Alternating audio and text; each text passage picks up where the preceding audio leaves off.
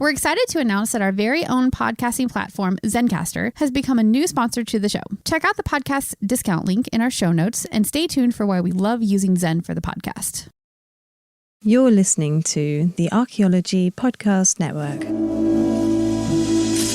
This is the CRM Archaeology Podcast. It's the show where we pull back the veil of cultural resources management, archaeology, and discuss the issues that everyone is concerned about. Welcome to the podcast.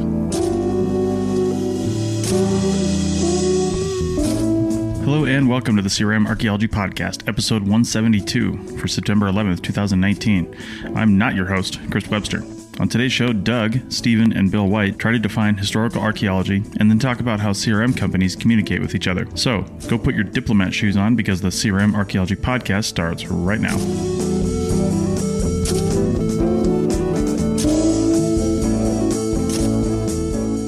Hello, everyone. Welcome to this episode of the CRM podcast. My name is Doug, and I will be the host this week as Chris has some prior engagements. On the podcast today with me is Stephen in Calgary. Hello. And Bill on the West Coast. Well, are you on the West Coast, Bill? You're somewhere around. Yeah, I'm on the West Coast. So, for this week's episode, we have a couple of topics we're hoping to get to, but as always, we start out with grand plans of covering many things and usually end up just talking about one topic. So our first topic for this week is a discussion around the definition of historic archaeology.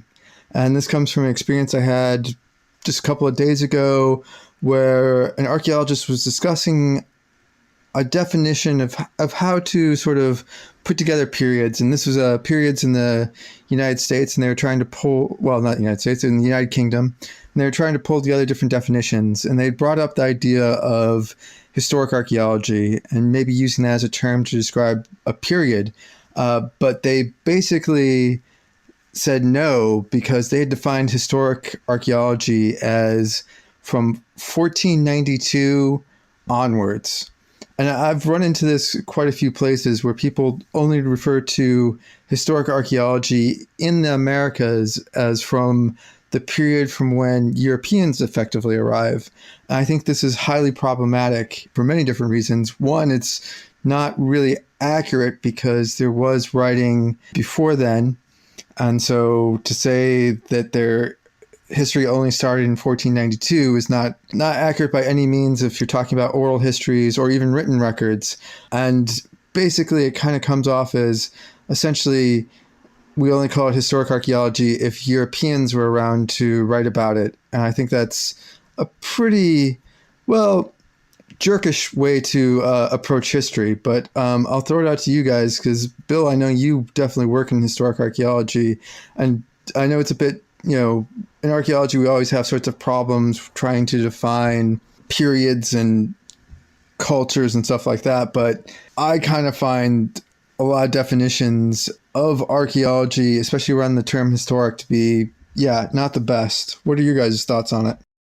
Yeah, I agree that there's a big problem if you just use the arrival of Europeans as the definition for history. It's interesting. I'm teaching a class right now, African diaspora archaeology, and we start in the 1200s with a lot of the Islamic accounts on the eastern coast of Africa, which in the next week's reading is straight up from Orser's volume, Historical Archaeology, where he goes back and forth and discusses it.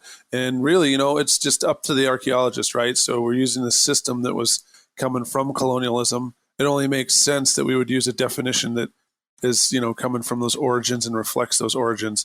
Now, the problem is when we try to go from that platform to more of a, social justice or, trying to clear up some inaccuracies of the past, that's where we have problems. But if you just want to be a purist and you need some kind of definition or whatever to teach students or to kind of divide boundaries, I mean, that's kind of what archaeology is all about. But if you actually want to kind of change the way things are, that's where you have a problem. Yeah, but I kind of find in terms of a definition, I guess you could use it as a definition around a specific sort of methodology or something. So similar to how like people use like the Iron Age or something like that. And that's based on the idea that you have a time period based on a technology, and there's no problem with that. But I'm not sure I've seen a lot of, well, I've actually seen some definitions where, so in parts of New Mexico where I've worked, the historic period doesn't start until about 1880, 1860, effectively, when they call it that, because essentially they don't take into account previous Native Americans, such as the Apache, and their oral traditions as actually being any sort of recorded history. So you sort of end up with this definition, but essentially it's a definition that, I don't know, there's no set dates. I'm completely fine with that, but I don't know, what are your guys' thoughts, Bill?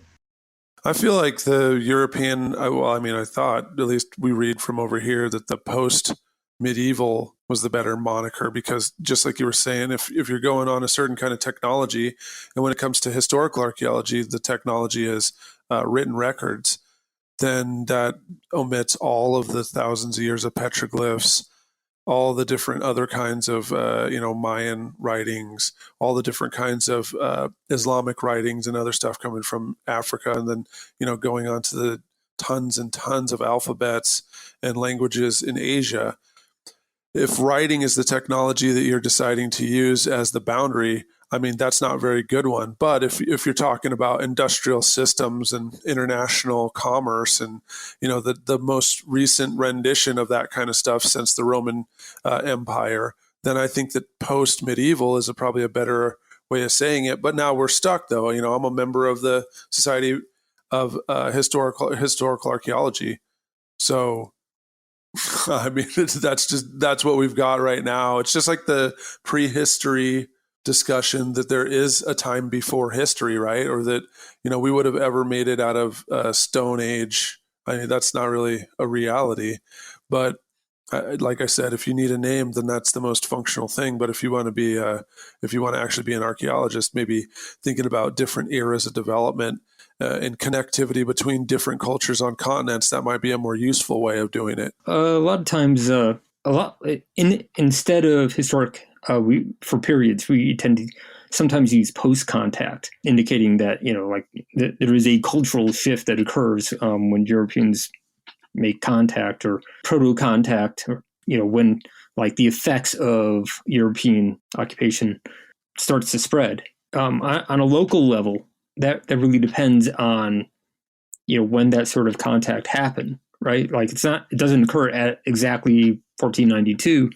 It's kind of a rolling date as you spread westward, I guess. So some people have a problem with it because it's not set, across the continent. But at the same time, it's like, which of our chronologies really is, right? Yeah, and I feel that rolling date's actually a better way to do it anyhow, because then that means that the contact and the ramifications of direct contact, they have an actual date, right? So if we're using these kind of records, the first, recorded fur trapper that shows up in whatever river valley, then that becomes the time that, you can mark the direct contact, even though the waves of what's happening further east or elsewhere are happening, and there's no way to separate it. That way, at least the historical archaeology has a real date, right? So in some areas, you're right, it's going to be the 1880s or the 1860s or something like that. In other areas, it's going to be around, 1492. But either which way, we're much more clear, and we also don't. I don't know. I mean, I would love for someone who's native to discuss this with me, but at least that way, we center it around us and ourselves, rather than imposing our ideas upon someone else who may have different conceptions and feel differently about the matter. Yeah, I guess also this might be something I'll ask you guys if you've ever run into this, but being over in the UK, I run into a bit of British snobbery. And so a lot of times people will come back and be like, oh, well, America has had very little history, implying that it only counts when there's written European records. I mean, I find this both, highly jerkish. It's probably the nicest way I could put it. But also, it's interesting because they try to quantify it as in, oh, they've had a longer history. or they have more history actually is usually how the argument goes. I mean, pretty much I kind of find that one, they're doing length and not quality or quantity, because I'm pretty sure probably in the last, since we started talking, the United States, Canada, Mexico, South America has probably produced more history, more written records in the last 10 minutes than probably all the UK did from like 1950 and before. I mean, just in the pure quantity of records that we're creating. So I kind of run into that. But do you guys run into that? I mean, it's been so long since I've sort of done historic archaeology in America. I don't remember if there's still that sort of prejudice. Bill, to you. I think that the thing I'm trying to be most mindful of is the fact that there's different ways of measuring history. Just try and do what I can to allow people who have alternative forms of memory recording and dissemination, try to get some of that in there. But, I don't know. I guess living in the West Coast, there's definitely that same kind of aspect, especially using, the National Historic Preservation Act and some of these other laws that are really kind of architecture oriented, and they were born from historic architecture and stuff. And, living in the West and having people from back East come over and say that, well, that's not really history, because in Philadelphia, and I'm kind of just shaking my head like, are you serious? Philadelphia? Like, I don't know what to say. Like, parts of that, actually a huge chunk of that is essentially like Fresno. So you guys have been around for a long time, but your city's still kind of, I don't know what to say about that. And I hope that the folks from Philadelphia are listening so that they can maybe come out West and see kind of some of the stuff that's going on. But really, it's an orientation of where you're at, right? So you'll have some kind of centrism.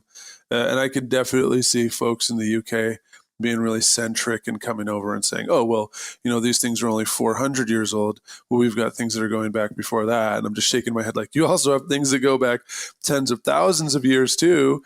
But I don't really see how you're, highlighting those kind of things. But I really wish that maybe some of that pre history, that early hominin history in the UK, I'd like to learn more about that, because that is something that we haven't really found evidence for in North America. But everything else, it's just where you're at and what you've got there.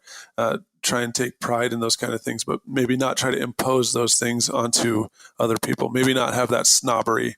Yeah, like maybe I agree with Bill on that. That having switched regions when I moved up to Alberta from Wisconsin, there are definitely different attitudes about, I guess, time depth, because point of European settlement is much later than it is in Wisconsin. So in a weird sort of way, it actually de-emphasizes the post-contact stuff and the stuff in cities, because it's considered to be too contemporary. But I think that there's a weird sort of like judging the local history by the standards of a different place does kind of have its pitfalls. So I'm guessing, I'm not that familiar with that part of Canada. When is sort of European colonization in that area, and what's considered too young? Crap.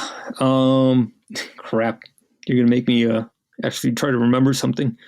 I feel like, I mean, there's definitely a fur trade that goes on, and I'm trying to remember the dates. But really, like the widespread settlement seems to be about 40 years later than it is in Wisconsin. Like in Wisconsin, they, you start getting a lot of the farmsteads and homesteads 1840s, 1850s, and then it's much more like the 1880s, 1890s up here in Alberta. And there's contact stuff going on before that, but that's when people start moving in wholesale. And so like when you're dealing with post-contact sites, historic sites, that's a lot more of those periods. Yeah, we kind of have I've run into a somewhat similar thing in that, yeah, a lot of people tend to de-emphasize the newer stuff, I guess you could say. I tend to find that, I don't know if this is like an archaeology problem or just a people problem in that we're just not interested, or people don't find as much interest in the nearest past. But you run into that in like lots of countries I've been to, where essentially they just bulldoze through, it depends what their definition is, but, it could be like the last 100 years, they just knock it down, or it could be the last 1,000 years. So, you go to a place where it's political, like say Israel, and essentially they knock through most of the Islamic stuff because, you know, they don't really consider that interesting stuff. Bill, you had a comment. I think it's more of a matter of ubiquity. The more there are of certain things, and the more familiar folks are, the less they're going to think that's unique or historical. So, you know, just the conundrum we're going through in the United States of tens of thousands of homes being potentially eligible for the National Historic Preservation Act. A lot of local governments are really trying to do something about that, specifically saying, you know, well, let's survey all of our post-World War II suburbs so that we can decide which ones are intact and have integrity and stuff like that, and which ones could actually possibly be added to the National Historic Preservation Act so that we can have, you know, focused development and economic incentives to develop in certain areas. I know the city of Tucson spent years and years doing that, and the University of Arizona, the students, we were the ones who were surveying these subdivisions and trying to do a draft National Historic Register nomination form for these different subdivisions so that the city and the county could actually decide which ones are going to be potentially eligible. There were, you know, close to 2,000 or maybe even more than 2,000 subdivisions that were developed in the city of Tucson alone. And we're talking, some of them are just a single block, but some of them are hundreds of different houses. That's, you know, serious management issue if you try to do historic preservation on all that. So, you know, there's triage going on. And really what's going to happen is tons of subdivisions that are, you know, possibly 50 years, possibly 60 years old or something like that are going to get demolished because in 2014, the city decided that, yeah, they've made too many adjustments and too many changes to this neighborhood. We're not going to save any of that. Across the country, tons and tons of things that some people might think are historical or unique or something like that are going to get destroyed. Whereas in other parts of the world, just like you were saying, they've got villages that are 1,000 years old, and, you know, to make way for a new town or a freeway or something, it's just nothing for them to tear that down because the entire town is 20, 30,000 years old.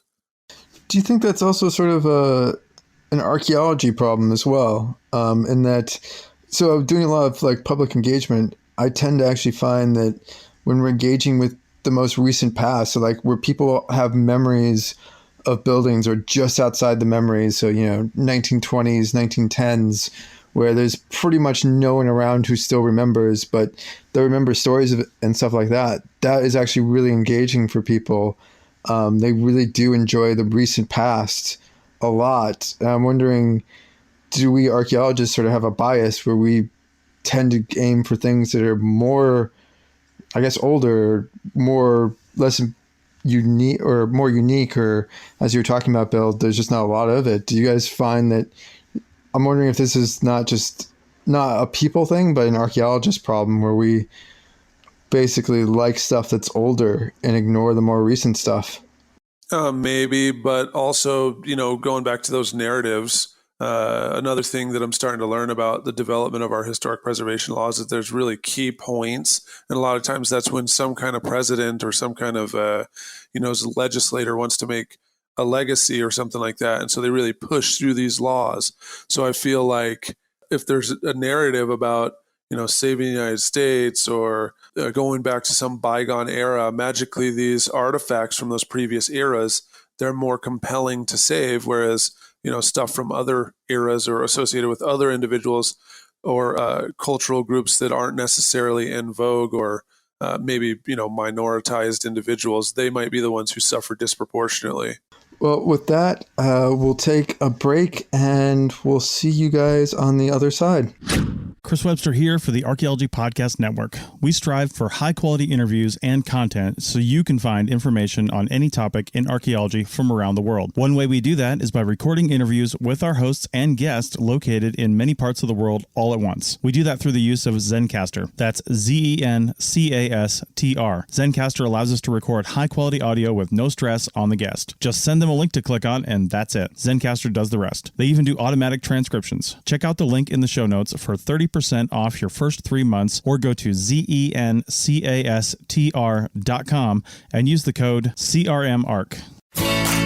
Looking to expand your knowledge of X-rays and imaging in the archaeology field? Then check out An Introduction to Paleoradiography, a short online course offering professional training for archaeologists and affiliated disciplines. Created by archaeologist, radiographer, and lecturer James Elliott, the content of this course is based upon his research and teaching experience in higher education. It is approved by the Chartered Institute for Archaeologists as 4 hours of training. That's in the UK, for those of you that don't know. So don't miss out on this exciting opportunity for professional and personal development. For more information on pricing and course structure, visit paleoimaging.com. That's PALEO imaging.com, and look for the link in the show notes to this episode. All right, guys, welcome back. We're going to switch it up for the second segment. We have a different topic, and that topic is communication and CRM, or maybe a lack thereof. So I'm going to throw it over to Stephen, who has some comments about this, and he's actually putting together a whole session on it at the SAA. To you, Stephen. Well, I'm not really doing a session on this, and by the time anybody hears this, the registration period is going to be closed, so too bad. The session actually is going to be on digital methods in the commercial sector, because most of the people who talk about digital methods tend to be agencies who are managing lands or managing, the state agencies like SHPO or stuff like that, or that are, part of the academy. So it's pretty rare to get actual for-profit businesses discussing this stuff. So I thought it'd be really cool to start a session on this. It's hopefully going to be an e-symposium if I can get enough people to sign on. And part of where this is coming from is I was making a database for work for our cataloging system. So it gives it like a general central repository for our data. So it's easy to find the data, and you're not ending up with 5 different versions of Excel files, and you're trying to figure out which one's the current one, right? So I'm building this thing, and one of my bosses says to me, "Well, we're the only ones who are doing this, right?" And I'm like, I have no idea. And because I really don't and I find this a really weird thing to say, considering we've been having a CRM archaeology podcast for, I don't know, what 6 years, 7 years now, but we don't really talk about methods all that much. And I feel like part of that is because we just assume that everybody's doing it the way that we all do it. And another part is because we are actually doing the same thing, because we're all running off the same guidelines and standards for the state. So to a certain degree, our competitors are doing the same guidelines, but they're probably doing little things differently, with the assumption that no, this is how we do it. Anyway, so I thought to bring that up to you guys and see if you feel the same way, or maybe I'm totally off on this. I think you're on to something. I have known before when I used to work for a certain CRM company, there was kind of a really weird, when you go to the conference, you're going to hang out with company folks, and, you got to make sure that you go to the company sessions because, you want to support your company. Okay, that makes a lot of sense that you would, want to connect with other people from your company, especially if there's multiple offices, which this place did have that. But then there was a kind of weird suspicion, especially from the supervisors, about talking or fraternizing or being around, anyone from any of the other companies. And it was really weird. I always thought it was kind of strange, but I never thought twice until I lost my job. And then I needed to find another job. And I realized I kind of didn't have the email or phone number of a lot of different people in my area. And for the first time, I felt like I was kind of, separated and alienated. And I think it was that realization that I need to always be connecting with other archaeologists and everything that made me realize there is kind of a communication disconnect. And in some areas, it can be really bad. I guess it depends on the company and the perceived threat or competition in a certain area. And also the time period, too, because we're talking, post-recession or right in the middle of the recession, 2010, 2011, when, things seemed like they were, on a really small leash. And to see that other people were getting contracts when, you were starving on one side, I guess there was a level of desperation in those whole times But I also thought that I wondered how far that was going. I mean, I wonder if, there were certain kind of regulations or whatever that were being skirted or not necessarily followed just because they found a way they could get away with it, or they didn't want anyone else to know that they were doing something in a different way because then that could possibly bring, additional competition and stuff like that. But the real thing is that eventually other companies will figure out what you're doing because, as we've talked about many times, the people who work for your company, really one of the main ways that we all get to move up in the archaeology hierarchy is by job hopping, by going to another company. And you're going to take all those secrets and all that stuff with you when you go to another company. It doesn't matter if you're a PI or a field tech. So in the end, there's not really a way to keep trade secrets, but there's a weird kind of compulsion or obsession in some places with keeping other people from talking to folks from other companies. But okay, so to kind of just toss a question back at you, you did use the word like trade secrets, and when you were talking, I was thinking, do we consider some of our methods to be trade secrets? Like, should I not be talking about using databases? Is that a concern? Well, it's not me. I don't know what to say. But I guess maybe I'd flip it the other way. If you knew that someone else was using databases and that it was helping them get contracts and saving tons of money, wouldn't you try to do that in your own, thing? And if it could be a few $100s is the difference between getting the contract and this other place that's using databases is doing it, wouldn't there be kind of some motivation for you to do the same thing? And if so, then that is a benefit that you might want to try to conceal from other companies.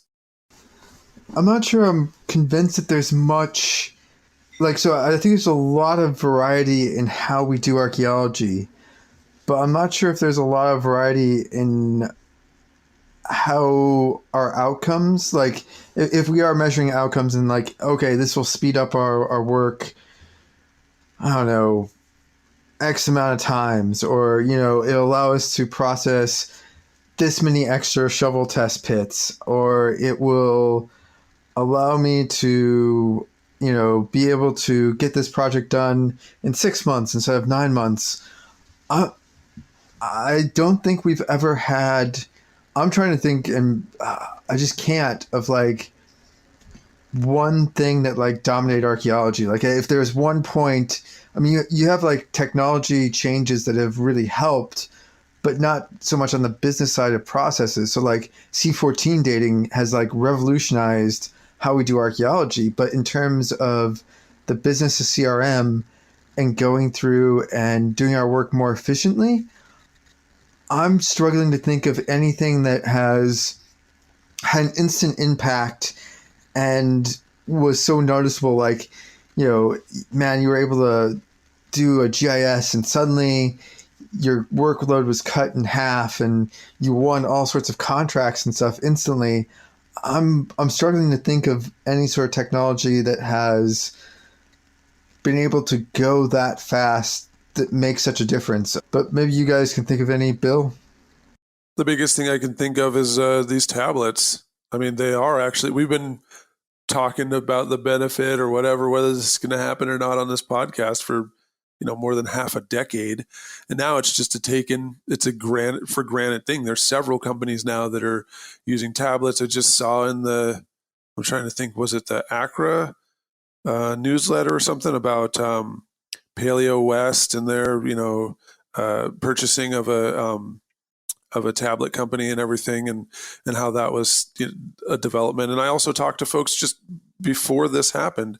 We're talking about back in the time when I was discussing the fraternization and all that stuff from people from Paleo West. They were saying they were using tablets and phones and other stuff in the field to kind of coordinate their efforts. And it was how they were able to run so many projects on such a small budget. So I think that actually would be one, and who knows if the jumping on the digital bandwagon early benefited Paleo West in the way that they grew throughout the recession and took over several different offices and grew their company. I don't know, but that does sound to me like it's one of those things that didn't help them get contracts instantly, but in a time of economic depression and them being the lowest bidder, but still being able to actually do the job. I mean, we can talk.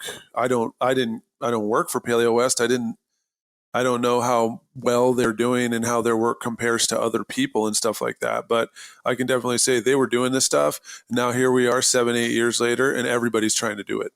I do wonder. Well, I guess I have two thoughts here.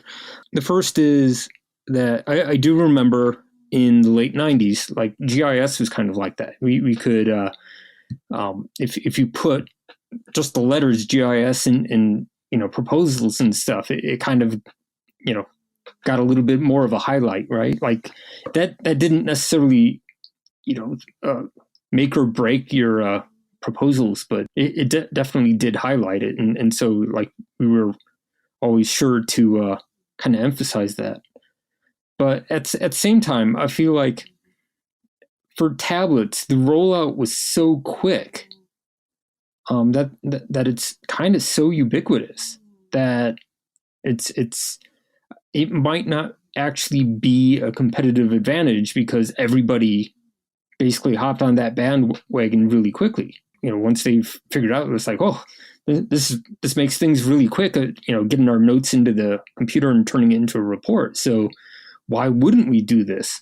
And there is, a certain amount of difference though in how we're using the tablets.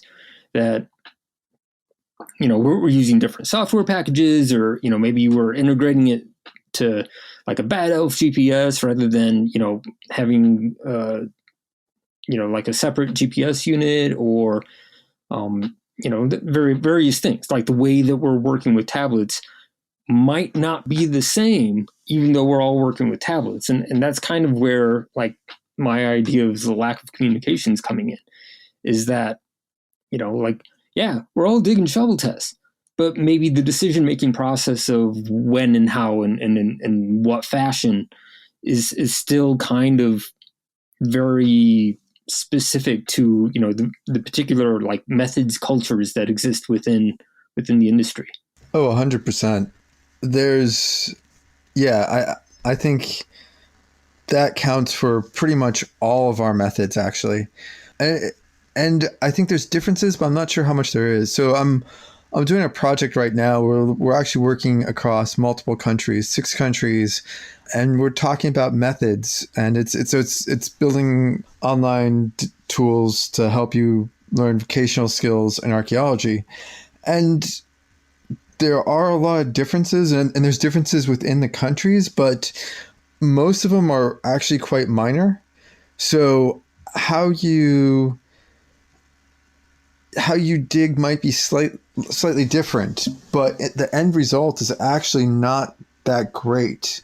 So I think there is definitely not standardization across all methods in archaeology. I'd say that for every single thing we do. I can't think of one single maybe troweling, maybe just the very basic method of troweling might be universal, but beyond that, depending on what dig you go to, what country you're in, what company, even who's your crew chief, can make tons of tiny tweaks to stuff. And I mean that's what I've noticed and what I've noticed from our project across multiple countries. But I think that's pretty much across all archaeology, though maybe you guys have had different experiences. Bill, you have an idea about it? Not everybody has them, and they're not used everywhere across the world. And even within a region, there's certain organizations that have adopted them and are using them and have integrated them in work. And that kind of workflow has actually proven to have economic benefits.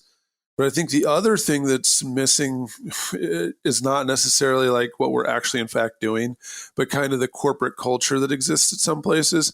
Because there are some companies where, they have a pretty decent corporate culture and they have a dedication to research and stuff, and they do actually believe in employee fulfillment, and the turnover doesn't exist. And, it's kind of like they go around and try to find other people to work for that company rather than having job offers or something like that.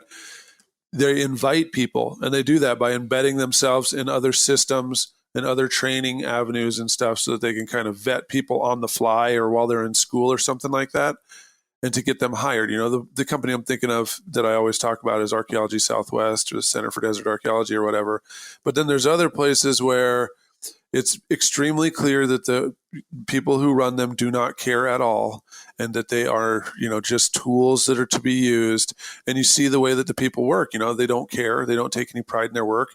And really those kind of inefficiencies that come from lack of experience or lack of motivation or caring, that a lot of times is the difference. So maybe not so much our methods, but maybe just having a good group of employees, that can be a benefit in the market. And that, really the secret to some company success lies in the fact that they understand that archaeologists are humans rather than just shovels that they use to dig things out of the ground. So that brings up another question. Thinking about companies with high turnover, are they not protective at all about their methods? I guess, Bill, in your experience, or do they try to prevent employees that are going to be part of the churn to, from basically learning all the local trade secrets? Well, in those cases, the companies that I'm thinking of, there is no such thing as trade secrets, because they're just doing whatever is the very easiest, the absolute cheapest, and the bare minimum. And they're trying to just use individuals, however, to get the thing done. So it's not necessarily of worrying about hiding the trade secrets. It's a matter of just lack of innovation or any kind of desire to improve anything. So, you've got high turnover because the people are not very happy there, or almost every single time it's because you're paying insanely low wages, insanely low. And the reason why you're trying to do that is because, you have just gotten the kind of contractor deal or something like that doesn't allow you to pay any more. And the reason why you would do that is because rather than trying to do a quality job or spend time on several different quality opportunities, you have decided to go as low as possible. And the reason you've tried to do that is because, you actually haven't done very well in the past, and no one is really putting in the heart and the extra effort to get those quality jobs, right? So it's a self-replicating cycle. People at the top are desperate, so they're doing everything they can to just get any kind of money in at all. But then the side effect is that you can't pay anyone, so you can't keep anyone good. So everybody grumbles and feels sad about their job rather than, wanting to try to do anything better. So then nothing ever changes, and you stay at the same level for a long time until, maybe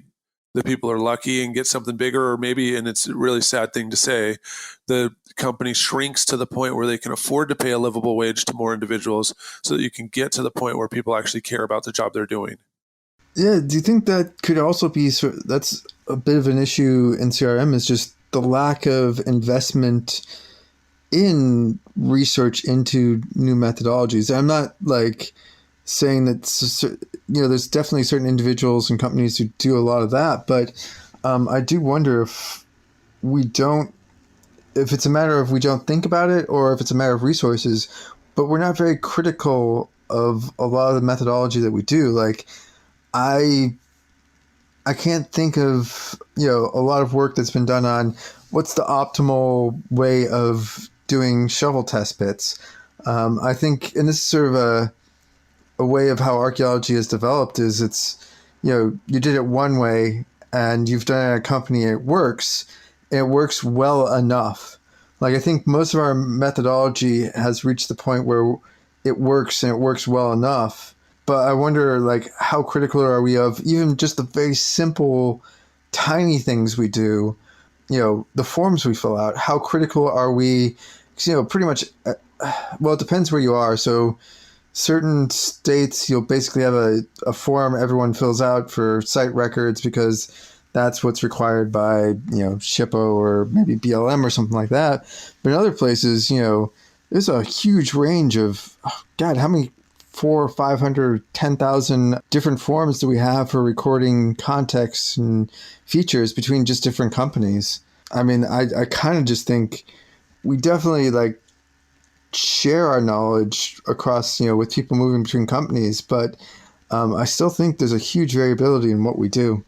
Yeah, well, in the case of shovel tests, that's part of the reason why there's not a lot of critical debate about shovel tests, is because there already has been a lot of debate about shovel tests in the 80s, and there's not a lot of point in revisiting it. And I feel that for quite a few of our things, methods are so old that, there's really nothing new to say about it. On the other hand, I thought that the ideas of like stifling further innovation in our methods, particularly in like ways that go beyond cost savings, because that tends to be the most justifiable version, right? So that we innovate so we can keep our costs down and underbid the other guys. Whereas being able to apply that towards like newer methods, newer analyses, newer that becomes harder to justify to the client. Well, let's take a break as we're running out of time for this segment, and we'll come back after some messages and debate this a little bit more. You may have heard my pitch for membership. It's a great idea and really helps out. However, you can also support us by picking up a fun t-shirt, sticker, or something from a large selection of items from our TeePublic store. Head over to arcpodnet.com/shop for a link. That's arcpodnet.com/shop to pick up some fun swag and support the show. All right, guys, we're back. And Bill, you had a comment that you wanted to say. Yeah, the one thing I'm thinking about, I just yesterday watched a video actually on Recording Archaeology, great channel. I know this guy who produces it. He's doing a great job. A talk that was by Terry Klein and Chris Dorr. And Terry Klein, I think he's the executive director of the SRI Foundation. And Chris Dorr is the president of the Register of Professional Archaeologists. But a couple of years ago, they did a video talking about training of archaeologists. And, they were saying that there's a huge space that's going to be opened up in the next few years as archaeologists retire, but also as, we need more archaeologists just as there's growth anyway. And one of the things, they had this table, and I would love to ask them someday about how they got those values, but they have this table that talks about, how much percentage of things are learned in college and how much percentage is learned on the job. And that there was this gap between 100%, because I kept thinking about it, as far as attributes of wheels on a Super Mario Kart car or something like that there would be these, benefits of the tires and the different gliders or whatever. I don't know. I guess I played too much video games with my kids. So I kept wondering what would be an archaeologist that has 100% admin skills, 100%, research skills, 100% fieldwork.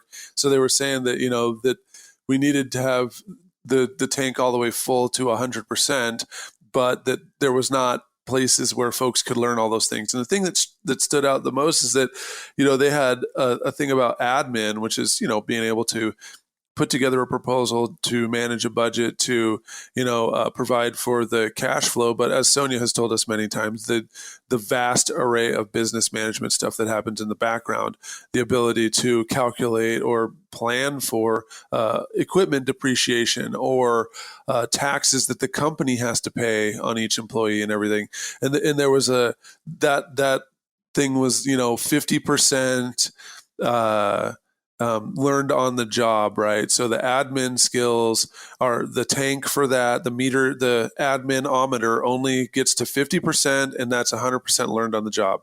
And that's the place where I think that the most innovation could actually come from individuals taking, business courses or MBAs or, dare I say, start your own business or something like that, or fail, 50 times. Because that's the thing that, none of us ever really do.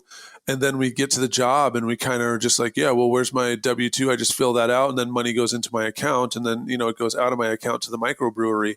But in all fairness, if we had a way better idea of the way the business is run, and there was a bit, even like, one tiny percentage of overhead, for you to sit aside for 20 minutes and watch a YouTube video from a business management list that the company has approved, that, you could actually get away with, personal development and it just be watching YouTube videos or something like that. Just any kind of something to get people interested in business innovation, because all around me, businesses are swift and they're finding ways to suck cash out of my pocket. But there isn't a single CRM company I've ever found that found a way to get any money out of my pocket, unless it was, per diem that they just did not put in. Yeah. And I think there's a lot of stuff. So I know I'm a go back to a comment Stephen had made, which was, well, we'd had all the debates about, shovel test pits in the 80s. And that's true, a lot of the certain levels of methodology. But I've looked for it. I can't find any sort of studies we've done, and this is not just shovel tests, though it's a good example, about health and safety and ergonomic use of how we use our bodies to do archaeology. So, I mean, we crush ourselves. I mean, how many archaeologists do you know after a couple of years have back, knee, shoulder, elbow, some sort of repetitive injury, wrists, carpal tunnel, all sorts of stuff? And I do think there's actually quite a bit of innovation we could do just to even keep our good workers being able to last longer. Because, I mean, there is a whole generation of archaeologists who basically, and it's not for this is not every archaeologist, but I can think of quite a few who essentially leave the field not because they want to, but because their bodies basically has failed. And, if you're looking at it from a purely business point of view, you're throwing away, 10, 20, 15 years, I don't know, whatever it is, worth of skills in the field. And, at a certain point, a lot of companies just look at it as, oh, we can always replace them with a new grad or something because the work isn't that needed. But I can tell you, being on many excavations, someone who has 10 years of experience is usually a lot more efficient than someone that has 10 minutes of experience. I mean, it's not always the case, and I'm a big believer that age and number of years of doing something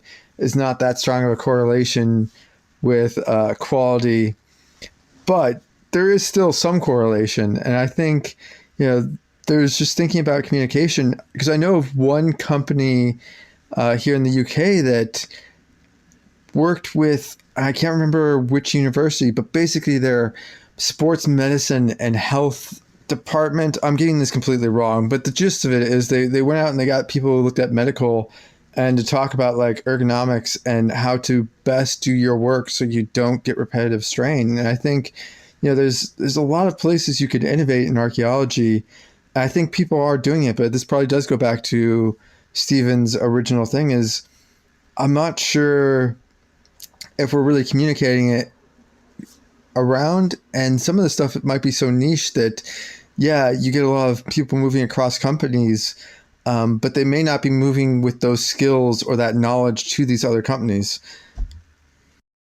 That's absolutely to mention that, because now that I think about it, years ago, I used to work at Costco, and standing on the concrete floor was destroying my knees and back. And I was like 20 years old. So I ended up having to do yoga and a lot of stretches in the morning before my shift.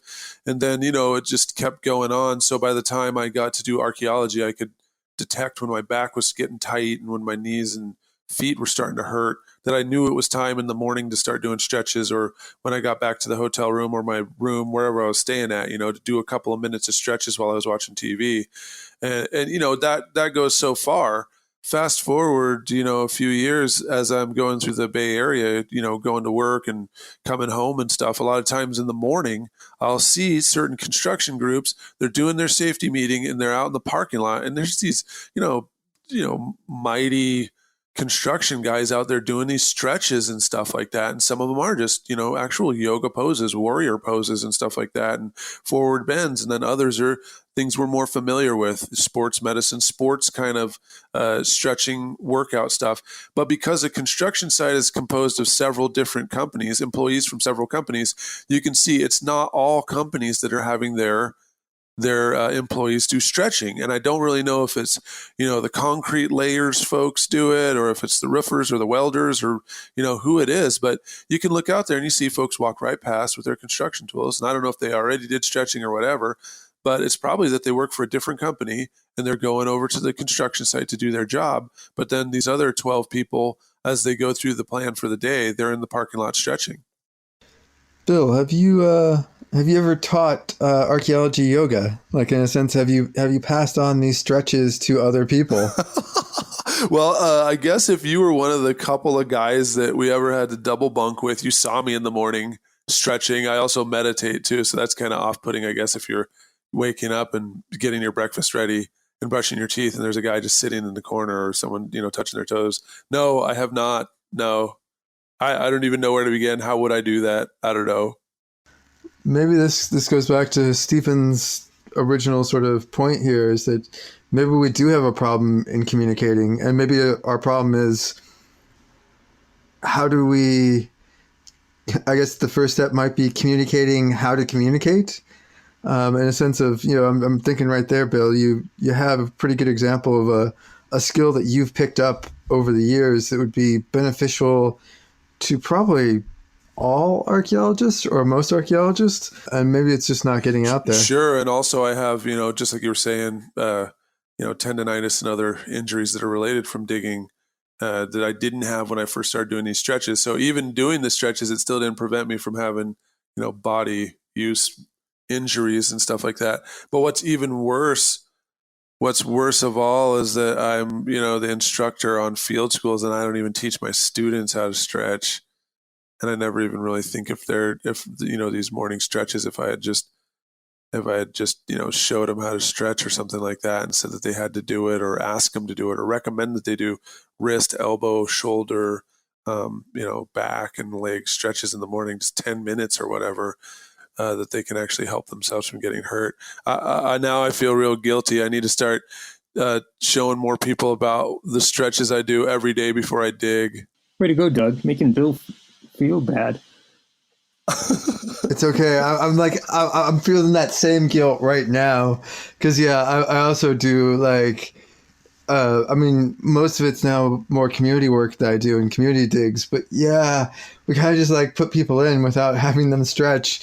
Now that I've just mentioned this to Bill, I have this huge stack of guilt in the back of my mind, oh crap, now that I've put this on the podcast, I really should be doing better myself. I feel like this is I've worked on crews where because they were more corporate run crews, there were stretching sessions and stuff like that, and generally everybody really hated those things. So I feel like part of it is getting past the culture of oh man, I don't want to have to do this, or why are you making me do this, that sort of thing. I can't wait to see Doug come out with his first set of cards, of stretching cards, just like the yoga cards that I used when I first started, a special color handbook of all the different stretches that Doug does in the morning. If you go first, I'll go next. Okay. Deal. Stretching cards. Deal. Yeah. But I think that might also just be a bit of a cultural thing there, Stephen, in that, honestly, if someone was mandatory, you must do 5 minutes, it must be these types of stretches, and all sorts of stuff like that, I can see a lot of blowback from that, and actually just being quite annoyed. And that might be you do sort of run into that as well in certain places where there is mandatory methods of how you do archaeology, and you do it a certain way, and everyone does it, and that's just the way you do it, and there is no deviation, so there's no need to sort of worry about that. So I'm actually thinking we're talking about these methods and stuff, but it's not really, this discussion is not really applicable to a place like the Netherlands. The Netherlands has a book of archaeology, and it's 200 pages long, and there's also an English version, so if anyone wants to go online and download it, you can, but it describes in excruciating detail the methods that you do, and they don't do anything but those methods. So depending on, soil type and what you're finding, and there's different methods for different sizes of pits that you might find, and all sorts of stuff. So, in certain countries, it's highly prescriptive of what you do. And I have to be honest, I'm not sure if I could ever work in the Netherlands, because it may be too prescriptive in my opinion. But I'm sorry, I'm getting sidetracked here, guys. But what I was saying is, I think teaching can be good, but you probably have to do sort of methods and stuff right. You have to teach it in a way that empowers people to use that knowledge to do the best work they can. Because I'm not thinking just even like stretches, but I'm thinking general health and safety. I could think of an organization who now mandates that all their workers wear their full personal protection gear, steel cap boots, full head to toe high vis and helmets. But that's not actually what any of the laws say. And it's appropriate protection for the right situation. And basically they've just mandated that. And I'm thinking like during the summer, they're going to end up with like a bunch of archaeologists heat stroking out because they're wearing full regalia when it's, 90 degrees out or 80 or something like that. And they're not thinking that, oh, well, there's no heavy machinery around here. You don't need to wear a helmet. You actually need like a nice baseball cap or something if it's sunny out, something that'll protect you and something that's not going to soak up all the heat and, do that stuff. So I can think of, if we're talking about methods, I think part of it is the delivery of how you teach people to do it and how you ensure that they think about the methods they're doing and use the most appropriate one instead of having it mandated. Though that's just my personal opinion. Maybe you guys have different ideas about that. No, I agree. I'm on board. There's been several times where I worked at mines. Mines are some of the most prescriptive places when it comes to safety and stuff. And I've been miles and miles away from the actual mine on, public property that's part of a land transfer and somehow out there with reflective vest, hard hat when it's 110 degrees out in Arizona, hiking up and down hills, with honking our horn every time we drive because we're afraid that there might be some kind of inspector that's from the company, even though this isn't technically owned by the company yet, that would possibly file a grievance or file some kind of complaint. And that's when I go to mines, I see people doing all kinds of different stuff. So there's no real uniform enforcement of MSHA because each mine gets differentially punished or whatever by the mine inspectors. So they create these reactive rules that on one mine, you honk 2 times if you go forward and 1 if you go backwards. And the other one, it's you honk 3 times if you're turning left and 5 times if you go this and 1 if that and this. And so there's people just honking their horn all over the place, wearing hard hats inside trucks and doing all kinds of stuff that are miles and miles away from actual processing equipment.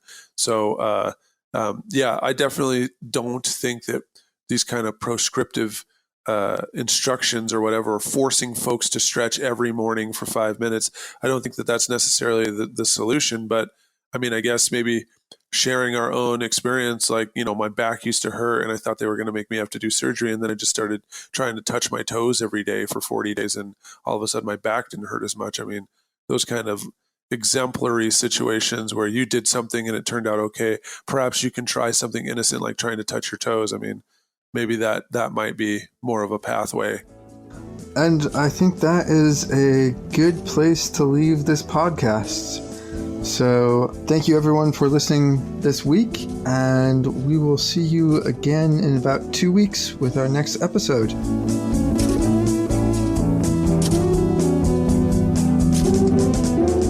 That's it for another episode of the CRM Archaeology Podcast. Links to some of the items mentioned on the show are in the show notes for this podcast, which can be found at www.arcpodnet.com/CRMArcPodcast. Please comment and share anywhere you see the show. If you'd like us to answer a question on a future episode, email us. Use the contact form on the website, or just email chris@archaeologypodcastnetwork.com. Support the show and the network at arcpodnet.com/members. Get some swag and extra content while you're there. Send us show suggestions and interview suggestions. We want this to be a resource for field technicians everywhere, and we want to know what you want to know about. Thank you to all our listeners, and we'll see you in the field. Bye. Bye. Goodbye. Were you playing chicken there with me, Stephen?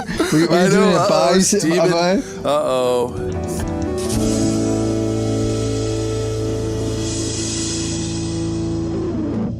This show is produced and recorded by the Archaeology Podcast Network, Chris Webster and Tristan Boyle, in Reno, Nevada, at the Reno Collective. This has been a presentation of the Archaeology Podcast Network. Visit us on the web for show notes and other podcasts at www.archpodnet.com. Contact us at chris@archaeologypodcastnetwork.com. I don't even know what we say. Chris says something like, see you in the field, right? No, he says, thanks to your listeners, thanks to... It's on the Trello card. You can read it off the Trello card. Can one of you guys read off the Trello card? No, you're host. You say it. You're going to do something to me too, and I want to see what you do to you. And being normal would be amazing to, for one time, just do it normally. I'm pretty sure it's thank you to all our listeners. We'll see you out in the field. And then everyone says goodbye, right? That's pretty much it. Thank you to all our listeners, and we'll see you in the field. Chris is going to have a mini stroke if you both start doing it. Then he's going to go nuts.